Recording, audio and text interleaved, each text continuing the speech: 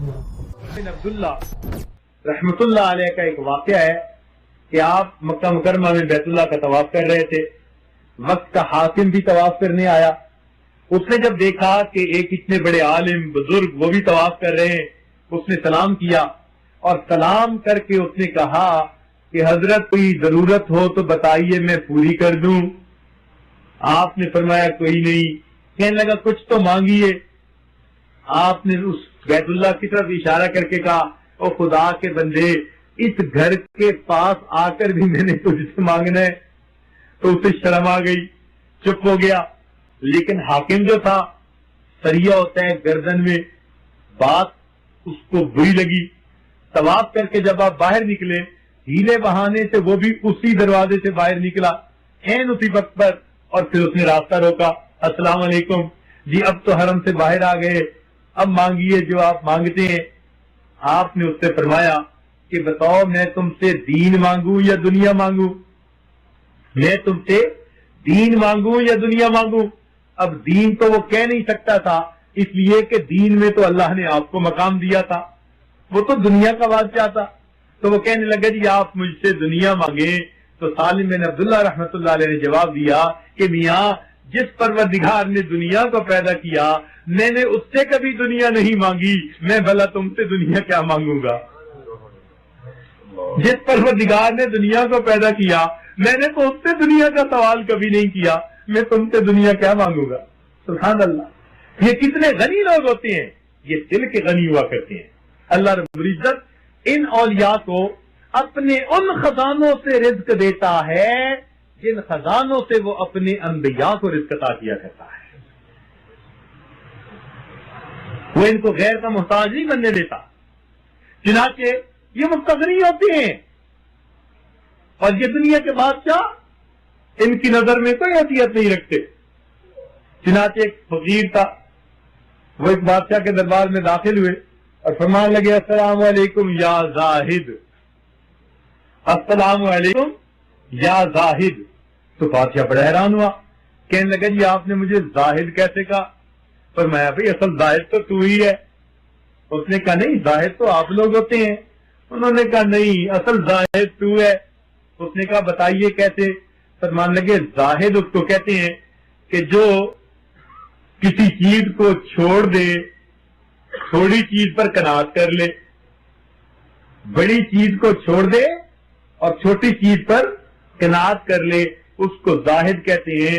فرمانے لگے تو نے دین کو چھوڑ دیا, دنیا پہ قناعت کر لی, تجھ سے بڑا زاہد اور کون ہو سکتا ہے؟ تب اس کو احساس ہوا کہ ہو مجھے انہوں نے زاہد کس انداز سے کہا.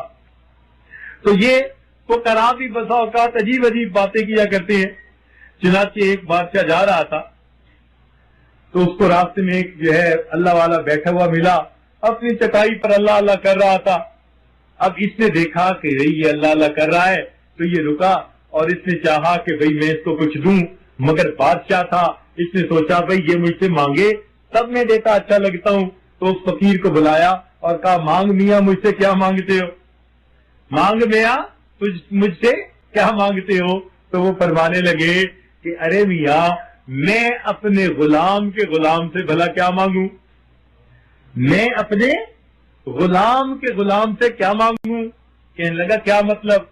وہ فرمانے لگے دنیا میری غلام ہے اور تو دنیا کا غلام ہے, تو میں اپنی غلام کے غلام سے کیا سوال کروں؟ تب ان کو پتا چلا کہ اللہ رب العزت نے اس کو دل کا غنی بنایا ہوا تھا. ایک اور بادشاہ جا رہا تھا, اس نے دیکھا کہ ایک فقیر راستے کے اندر لیٹا ہوا ہے, پاؤں پسارے ہوئے ہیں, پرواہ نہیں ہوتی کسی بات کی. اب بادشاہ کی سواری گزرنی تھی, ہٹو بچو پولیس شور مچا رہی تھی, لیکن یہ مزے سے ٹانگیں پھیلا کے سویا ہوا ہے. بادشاہ گزرا تو اس نے اس کی طرف دیکھا, اس نے اس کی طرف دیکھا, تو بادشاہ نے اس کی طرف جو ہے اشارتاً ایک سوال کیا. کہنے لگا میاں پاؤں کب سے پھیلانے شروع کیے؟ اس نے وہیں سے جواب دیا کہ جی جب سے میں نے ہاتھ سمیٹے ہیں تب سے میں نے پاؤں پھیلا دیے ہیں. جب سے میں نے ہاتھ سمیٹ لیے تب سے میں نے پاؤں پھیلا دیے. اب مجھے نہیں پرواہ کسی بادشاہ کی, میں نے مخلوق سے اپنے ہاتھوں کو سمیٹ لیا, اب میں پاؤں پھیلا کے لیٹا ہوا ہوں, تو انہیں کیا پرواہ ہوتی ہے؟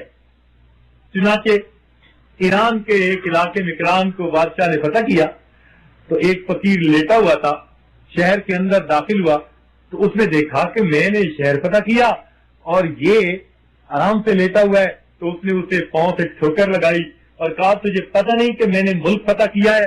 اس نے آنکھ کھولی اور کہنے لگا اچھا آپ نے ملک فتح کیا ہے؟ کہنے لگا ہاں۔